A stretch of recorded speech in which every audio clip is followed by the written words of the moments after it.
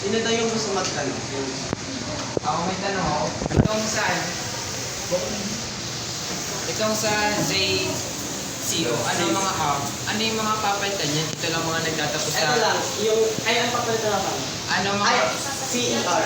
Ang mga CER lang. Ah. So, bali, halimbawa ang words is nagtatapos sa CER, ang papalitan niya sa singular na first person is JCO.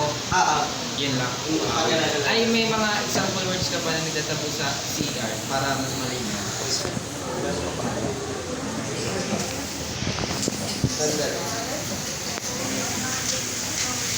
Non to fear. Non to fear. Asa tanggalin mo lang yung ano. To. As magiging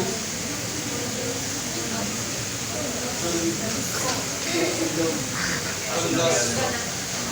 Tapos ba nyo siya magkaya CIR? CIR. Tatanggalin yung CIR.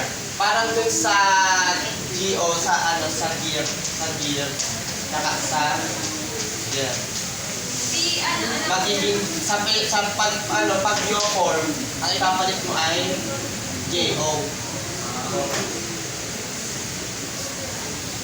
Ano po lang sa Oh. Tapos sige. Sige, meron din sa sige. Magiging ay, mali pa rin.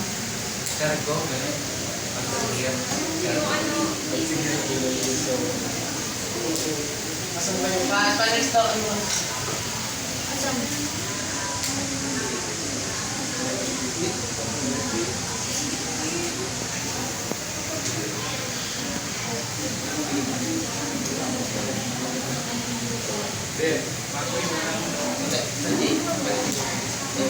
Sa EGER pala, GER, ayan. Ito ang yung form niya na magiging JO. Pag yung form. Diba pag is-cohere, pag kinonvert mo siya sa yo form, sa regular verb, is-cogo. Hindi na siya magkatunog ng is-cohere.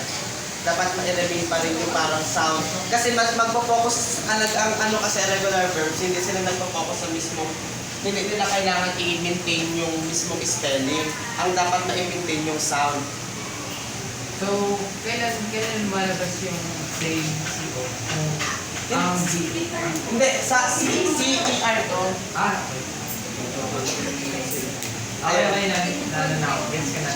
Sa CER na, tapos iba rin, sa irregular verbs, mas marami silang rules kaysa sa regular verbs. Kasi sa regular verbs, di ba, pag regular, lahat na yon.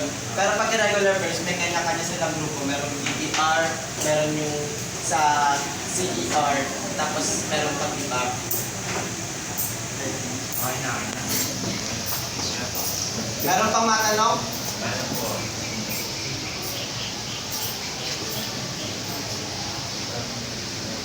Sino pa?